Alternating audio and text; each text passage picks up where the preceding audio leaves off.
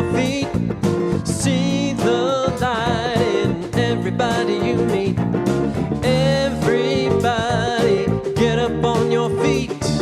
See the light in everybody you meet. Let us be reminded of who we've come to be. We are love, we are one big family. Hey, hey, yeah, yeah. Hey, hey, hey, yeah, yeah. Now everybody, get up on your feet. See the light in everybody you meet. Everybody, get up on your feet. See the light in everybody you meet. Let us be reminded of who we've come to be. We are love, we are one big family. Hey, hey, yeah, yeah. Hey, hey, hey, yeah, yeah. Here we go.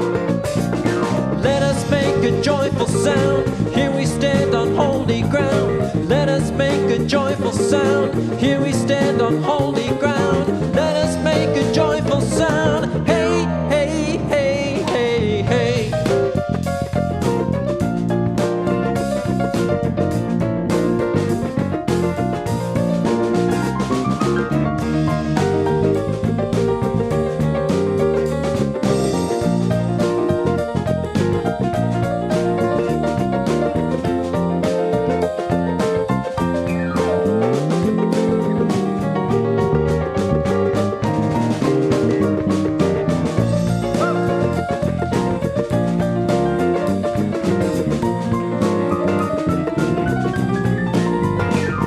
Now everybody, get up on your feet.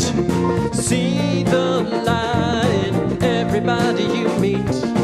Everybody, get up on your feet. See the light in everybody you meet. Let us be reminded of who we've come to be. We are love, we are one big family. Hey, hey, yeah, yeah.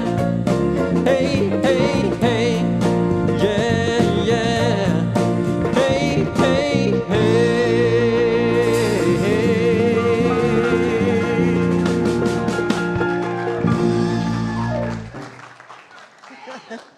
That's the way to start the day. Good morning.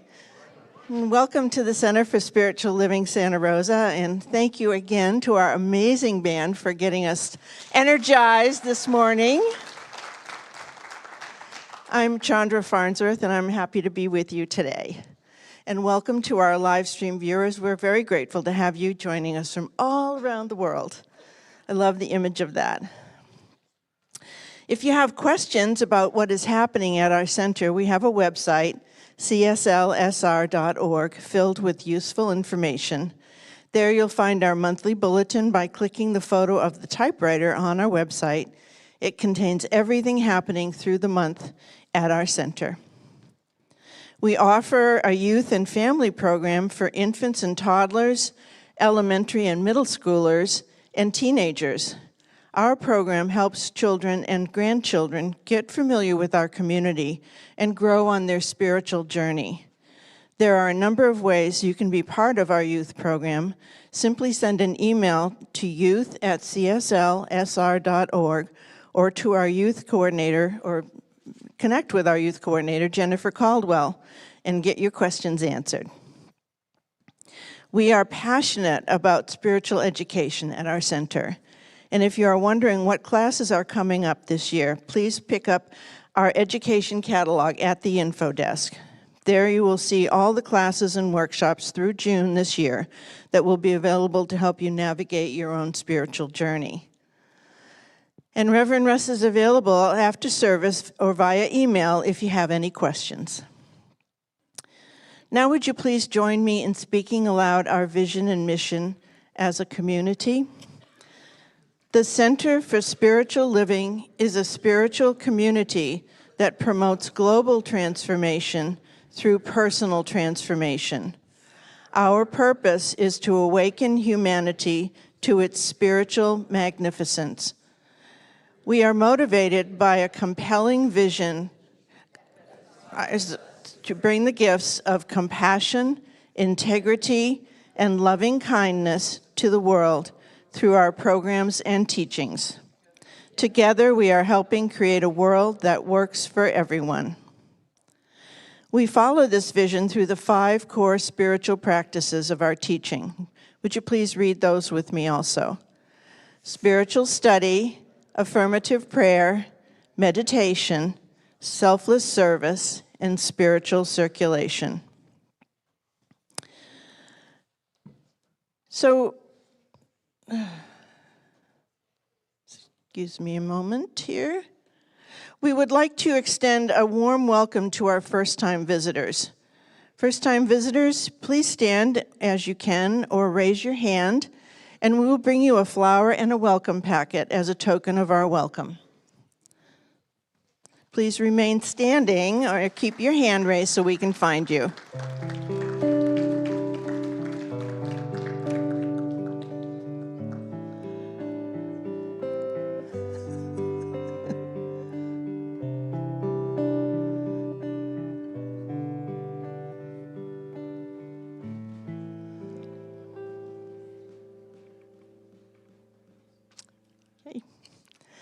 And if you're watching online for the first time, please let us know in the chat. So we are so grateful to have you joining us today. I know that somewhere between the music, meditation, prayer, practices, and Dr. Edwards' message today is exactly what you need to experience for our next step of your spiritual unfoldment. You are welcome here. Now please enjoy some music before our short time of contemplation and prayer.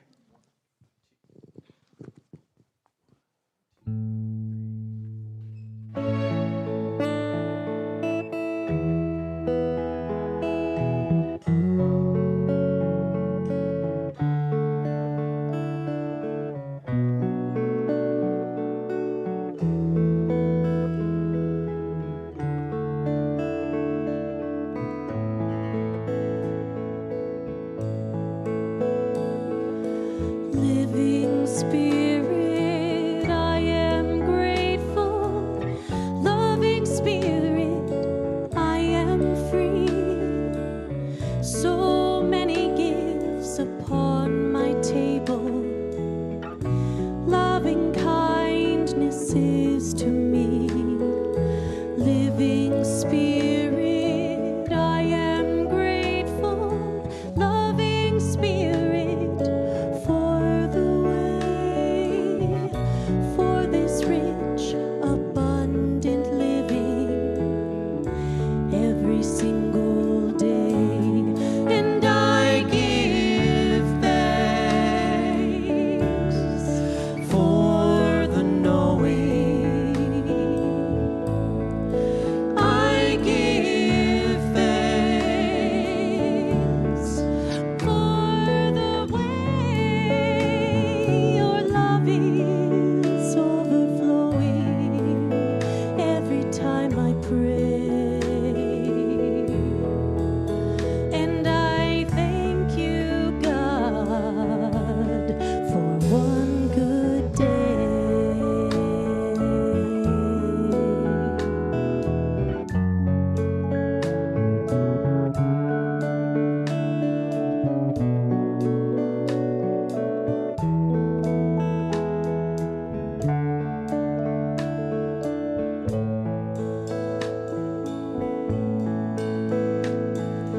Living Spirit, I am grateful. Loving Spirit, I am free. So many gifts upon my table. Loving kindness is to me.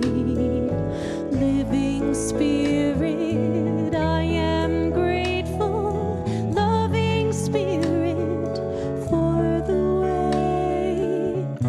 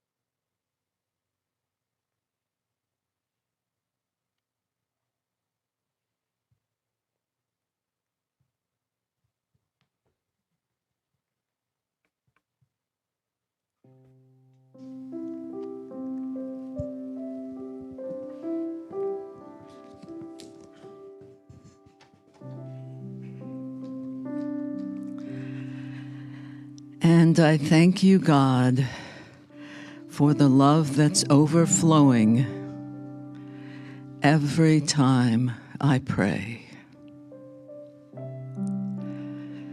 There is only one infinite presence, power, love that infuses all creation, every bit of it, no exceptions. It delights in its creation, it guides and informs and celebrates its creation as the unique expression of spirit. As I recognize this truth, I know that that divine spark is alive in, through, as, and around me, as love and so much more. As that is true for me, it is true for everyone hearing these words. That divine spark is present and alive within each of us, always. Knowing this, I know the perfect unfolding of this time together in spiritual community, that what needs to be heard is heard, what needs to be realized is realized, and that we do that in supporting each other and appreciating the work of the staff and volunteers who bring this forward. I am so grateful. I celebrate and delight in the way it works.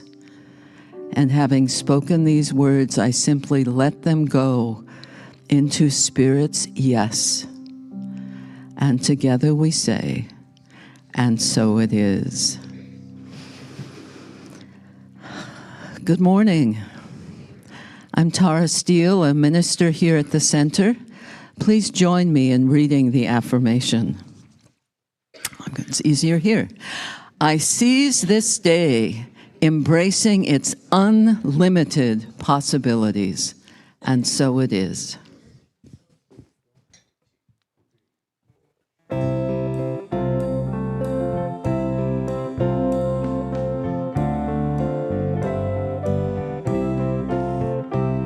Today at my school in world history, teacher popped a quiz. He said, "This is easy. Just name the 7 wonders of the world for me." So this is what we wrote: the pyramids of Egypt, the Taj Mahal, the Panama Canal, China's Great Wall, world famous landmarks. We counted them all. Yes, they got every vote.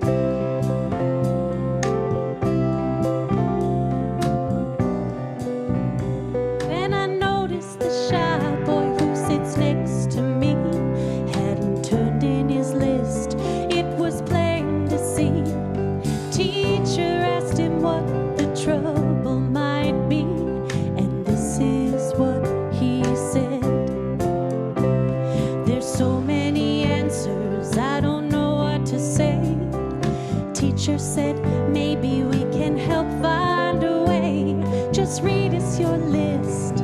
The boy hesitated, then this is what he read: to touch, to see, to taste, and to feel, to laugh, and to heal, to love, while we're here.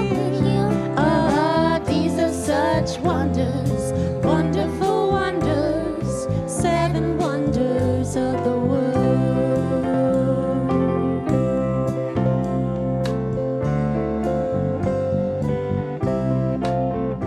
Well, you could have heard a pin drop in that room. Nobody spoke, nobody moved, till someone asked the boy to say it once more through. And so he spoke.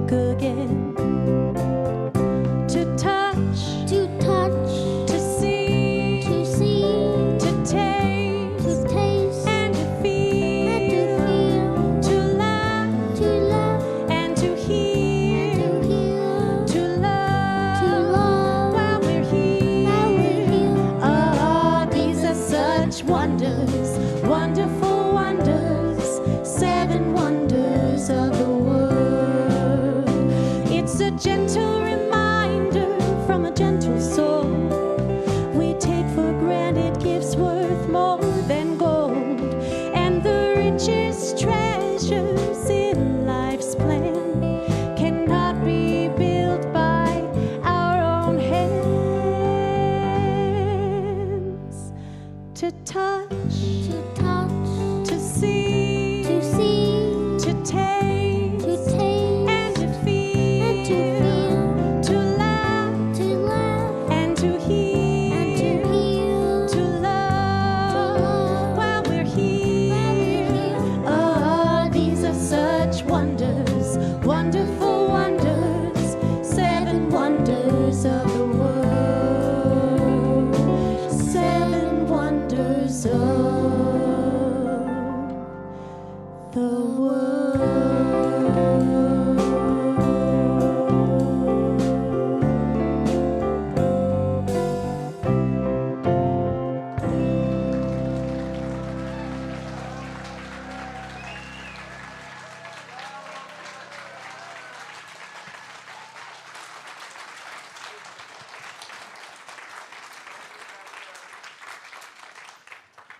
Thank you, Casper. Thank you, Astra. Thank you, band. I just can't.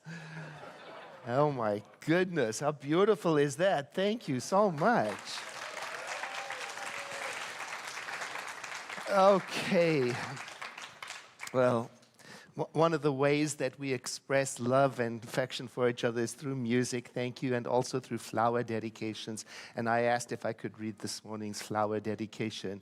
It is for someone who has served our center as facility manager for the past 2 years, William Abel, whose dedication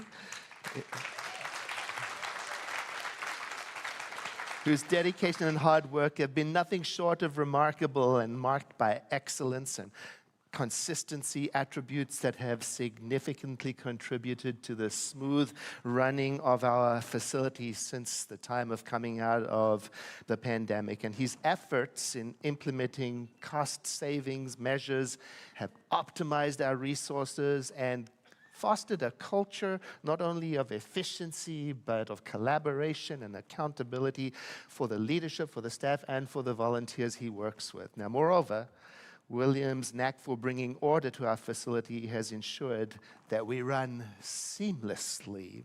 His ability to go above and beyond the expectations of the job have set a high standard for all of us.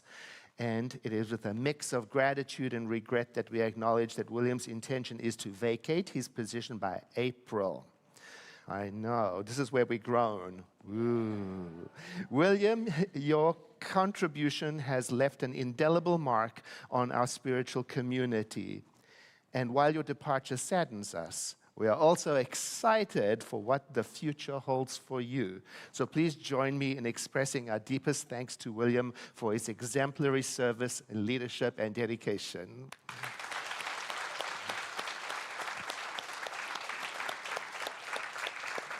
And according to his nature, he's hiding in the booth up there. So be sure to say hello to him on your way out today.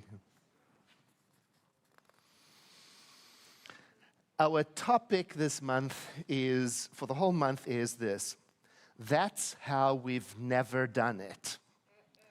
It's designed to get us to think about this invitation to approach every day with an attitude of adventure and newness. And it's based on the idea that life has in it infinite possibilities that are waiting for you and me to discover and express them in ways that have never been expressed before, as experiences that have never been experienced before.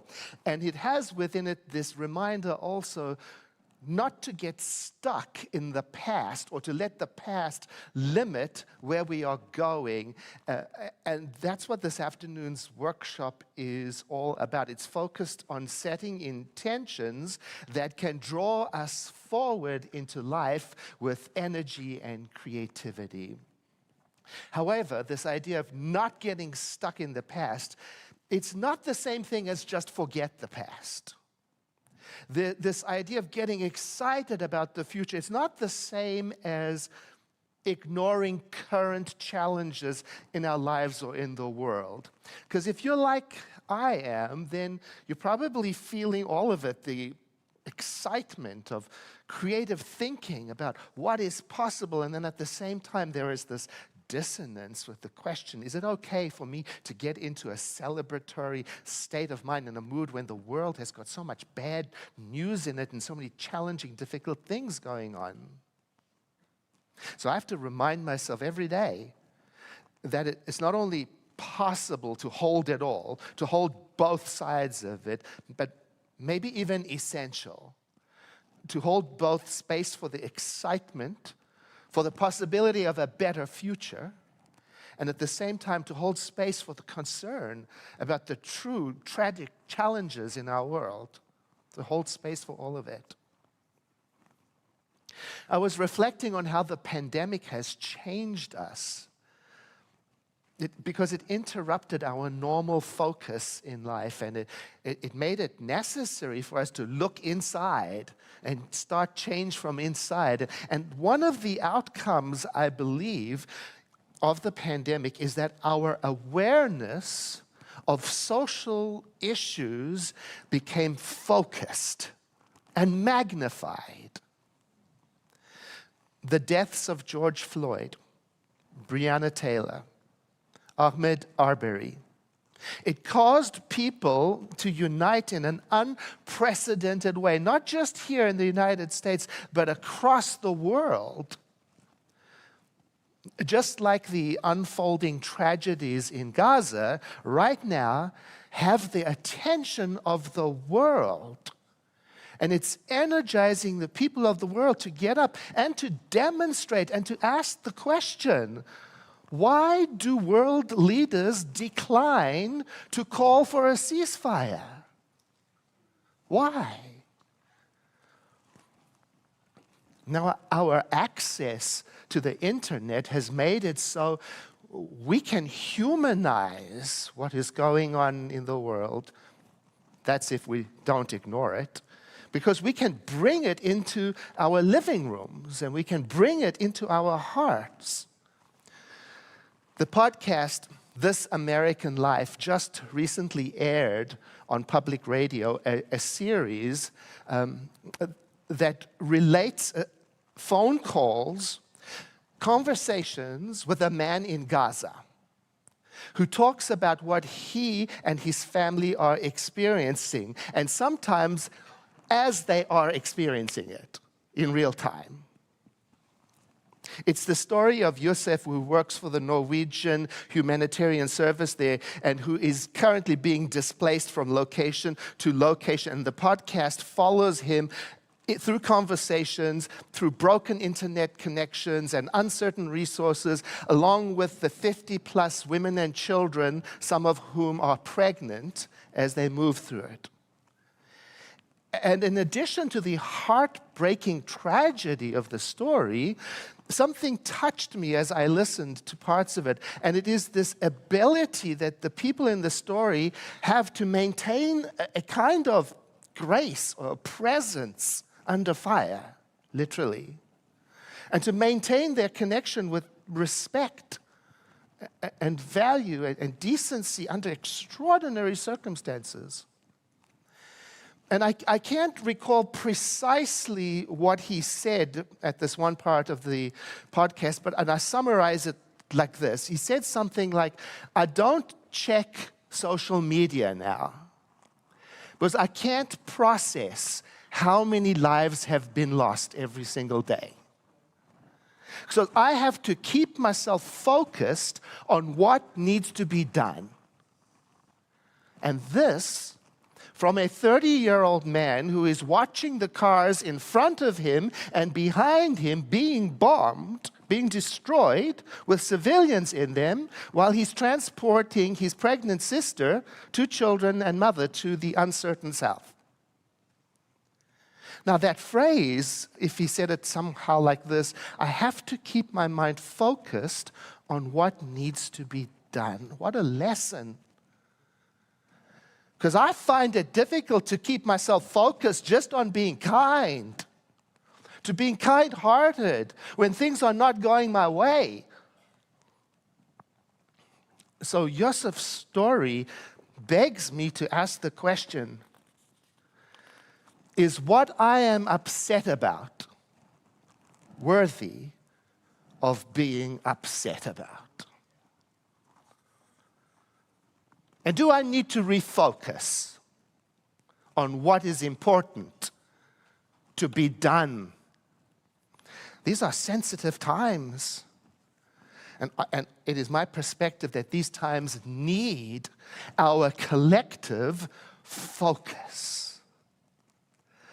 And in a real way, this theme for this month is relevant. This is how we've never done it. And maybe it could be restated like this. If how we have always done it brought us here, what do we need to do differently? So, maybe it's to refocus and to try to imagine how we might be together in a new way. And I can make it personal. How do I need to refocus and show up in a new, different way and focus on what has heart and meaning? And how can I shift away from low-level annoyances? These are questions for me. I remember during the pandemic, I had a conversation online with one of my colleagues, Reverend Sheila McKeithen. She is the president of the Universal Foundation for Better Living.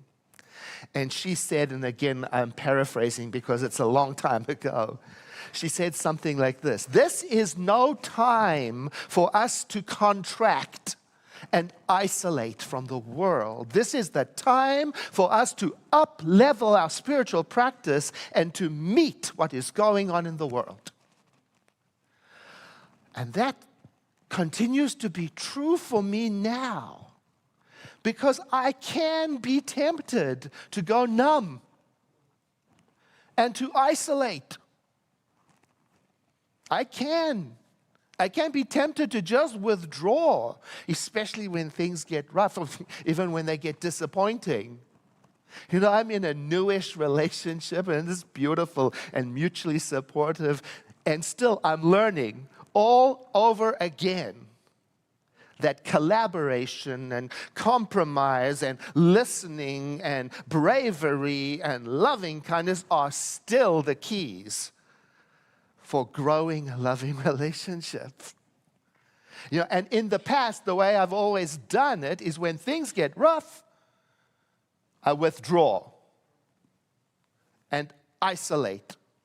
Like if I used to get into an argument, even if it's about something unimportant or important, then all of those good relationship building qualities I mentioned, collaboration, listening, repairing, just go out the window.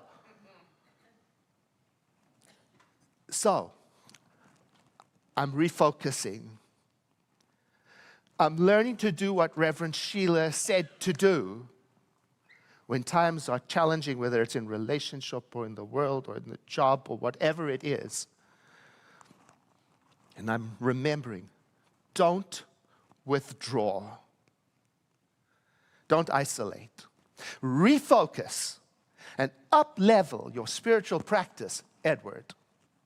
Refocus on your spiritual values. Refocus on doing what needs to be done and find your way back to the center of your peaceful, compassionate presence so that you can be present and available for what is happening in your life. Since the pandemic, maybe you've noticed it, it seems that the people of the world have been experiencing an ongoing awakening. And I describe it as awakening to the awareness that we are all part of this world society. from the Congo to Ukraine to Palestine to Russia to Israel to back home in the United States. And if it is to evolve, we must be part of that evolution. And I cannot see a way to be a spectator or to take refuge in this idea that I'm not affected by what is happening out there. I'm not affected by what's happening over there. Because that idea is not compatible with our metaphysical teaching of oneness. So I'm practicing what Reverend Sheila McKeithen is talking about. I'm up-leveling my practice. How? By taking time every day to do a spiritual mind treatment. That means to pray. To do a spiritual mind treatment for other people. To take time every day to sit quietly so I can reconnect with my center of compassionate clarity so that I can see more clearly and not withdraw. I was remembering in the year 2020, our theme was 2020 vision. You might remember that. And I learned that year that 2020 vision is not perfect vision. I didn't know that. You see, 2020 vision, I learned, is just the accepted minimum standard for certain industries. Humans can do better than that. I want to do better than average. I mean, we may be used to thinking of 2020 vision as good enough. And maybe that's how we've always done it. Accepted less than what we are capable of. So this month, I'm up-leveling my attitude from good enough, from average, because I want to do better than average. I don't want to be at peace with the way things were or how they are now. I want to keep on setting intentions for the life of all. I want to keep on dreaming of a better world, and then I want the energy. I want to let that energy of that intention and that vision pull me forward out of my withdrawal into clarity and into action. And even if it's difficult to talk about it, I want it to cause me to talk about it. So what does it mean to up-level my spiritual practice? Well, I've already mentioned doing a daily spiritual mind treatment. Now, if you don't know how to do one, we have resources available for you. There is after-service prayer where somebody can do it on your behalf, on Zoom or in person. And on our website, there's the telephone ministry of prayer. There is Dial a Thought. There's the email. And we also have our online affirmative prayer library. Why? Because spiritual mind treatment, prayer, is a very effective way of getting refocused, of becoming re-rooted in the compassionate spirit of life, of getting back to the creative power that you and I are part of so that we can use it for the good of all sentient beings.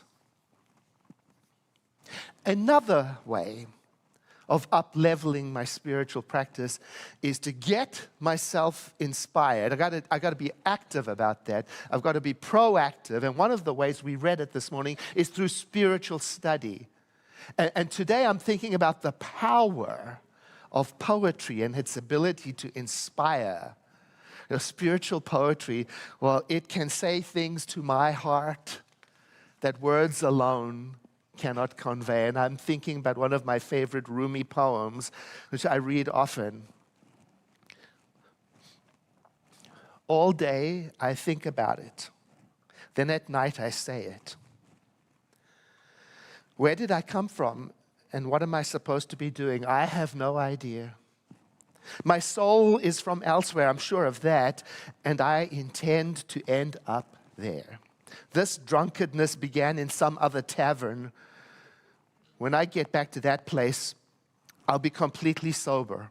Meanwhile, I'm like a bird from another continent sitting in this aviary. The day is coming when I fly off, but who is it now in my ear who hears my voice? Who says words with my mouth? Who looks out with my eyes? What is the soul? I cannot stop asking. If I could taste one sip of an answer, I would break out of this prison for drunks. I didn't come here of my own accord, and I can't leave that way.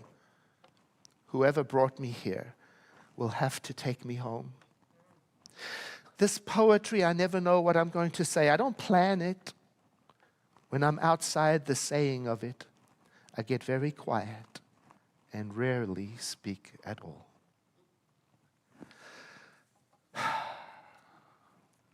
The language of poetry, it helps me.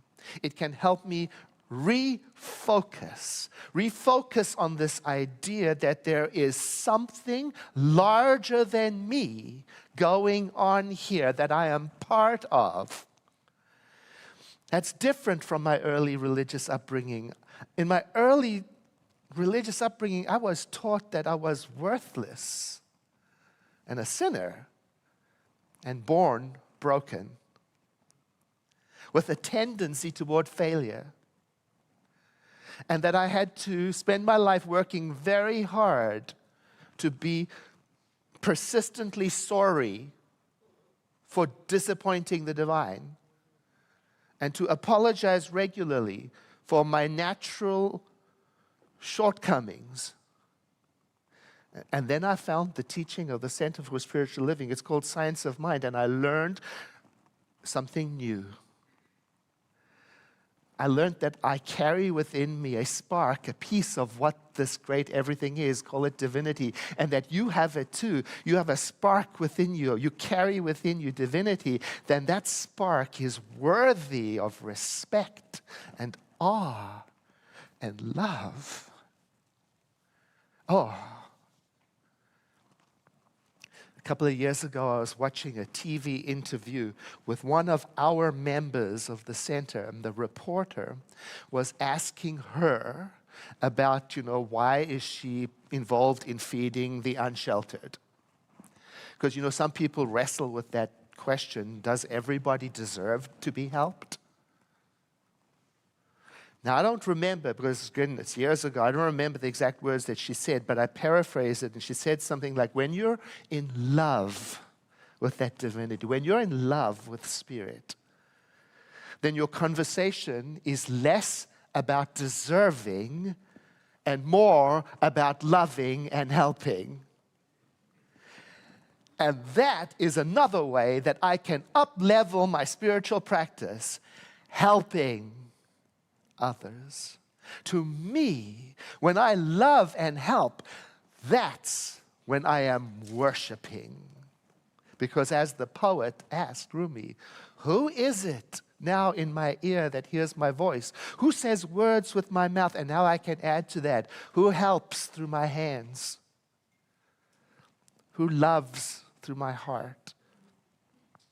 Who gives through my giving? Who creates through my imagination? And the Science of Mind answer would be, that part of me that is the seat of compassion and wisdom that I can never be separated from.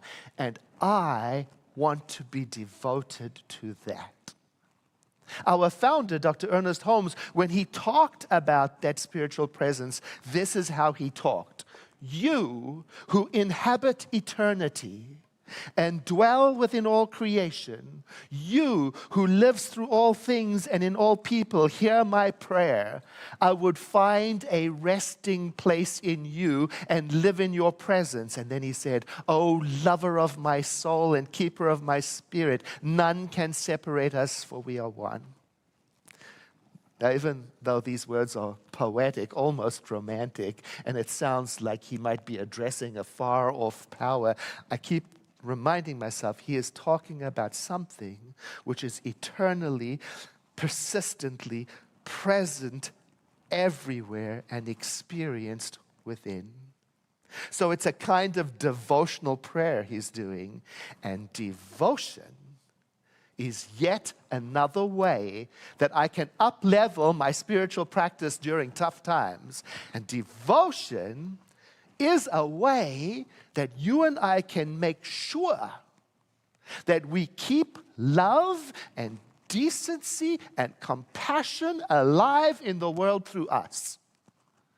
And because I am devoted not to someone or something, but to the Spirit which causes everything to be, I can feel free to serve it in this world. Now, devotion is a form of loving action. It's a special kind of focused love, selfless love. Selfless means, the kind of love that requires no reward. So it shows up as a kind of respectful affection that is given without strings attached.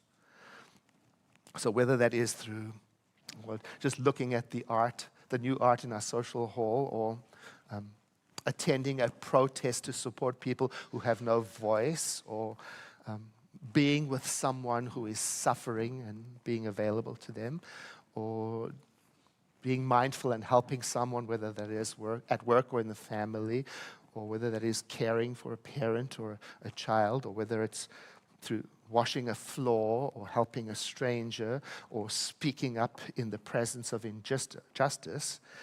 What makes these actions different from regular living, what makes them devotional, is the place where my mind is resting when I'm doing them. That's like Ernest Holmes' phrase, I would find a resting place in you, and from your presence live. In Hinduism, it's called darshan, and roughly it means meeting the divine presence in whatever you're doing. And that is another way I can up-level my spiritual practice. I can let my mind find a resting place in oneness and let it affect whatever I am doing, so that whatever I'm doing it from the consciousness of unity, and in so doing, and keeping love and compassion and decency alive in the world through me.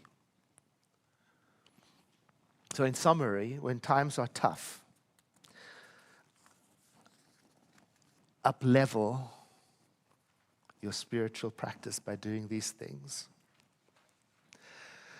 Refocus on what is worthy of attention and take action. Number 2, refocus on affirmative prayer for others who are suffering and take action. 3rd, refocus on devotion and support and contribute to those who cannot help themselves. I invite you to take a breath in with me and exhale as we enter into a moment of prayer to reconnect with the beautiful words that set us in motion this morning from Reverend Tara. To recognize that presence that continues to be available in us and through us and around us, that is the source of awareness, the source of life, that is the field of infinite potential, that may be tapped into and re-expressed in any way. And so today, through our celebration and through our music and words and poetry and camaraderie and community, we are feeling the shift from within to use that which is ours to use, our spiritual creative power, in ways that uplift the world through uplifting ourselves, clarifying our thought and vision so that we may be present for that which wants to be done through us. By way of this prayer, then, we find our way, we find our voice, we find that which is clear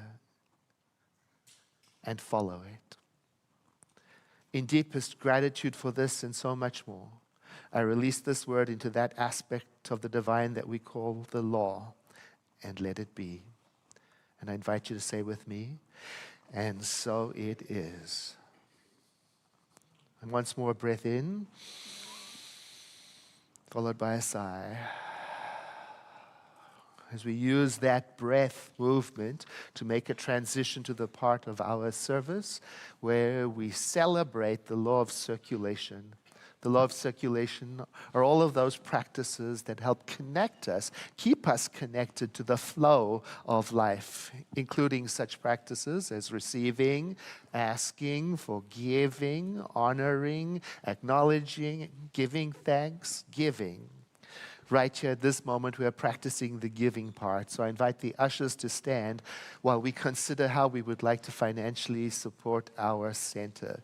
There are so many ways, and if you would like more information on our website, there is a whole list of ways that you can participate, and we are happy to interact with you to find a way to support your center that matches your personal style. You can also text to give. We'll leave the number up here for a while in case you'd like to take a snapshot of it or experiment with texting the number to see how it prompts you into giving. Other way, I thank you on behalf of future generations who will have an oasis of spirituality in Sonoma County because we planted seeds today for the future then. Will you take your gift in your hand and say after me, I bless this gift. I send it forth to heal and prosper. It does amazing work in the world. And so it is. Ushers, please receive the gift.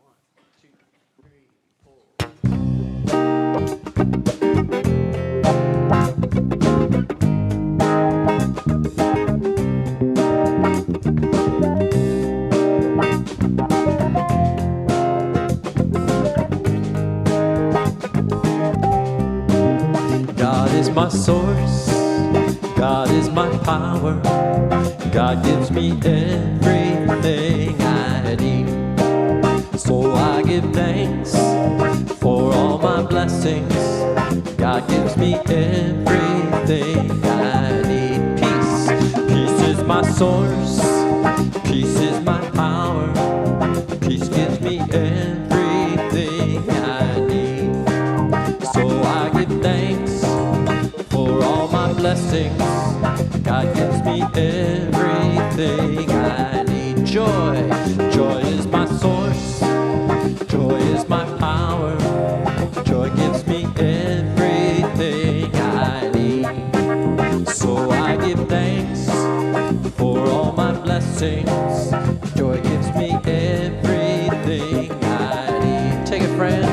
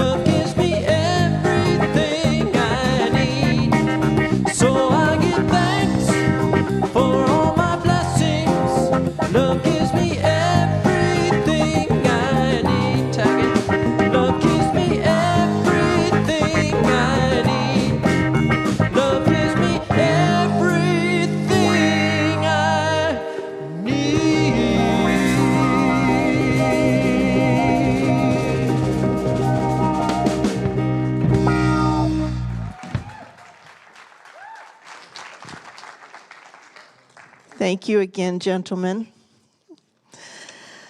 So we have an important announcement about our annual meeting. Our annual member meeting is happening over Zoom again this year. It takes place this coming Sunday, the March 10th at 1 p.m. Pacific Time.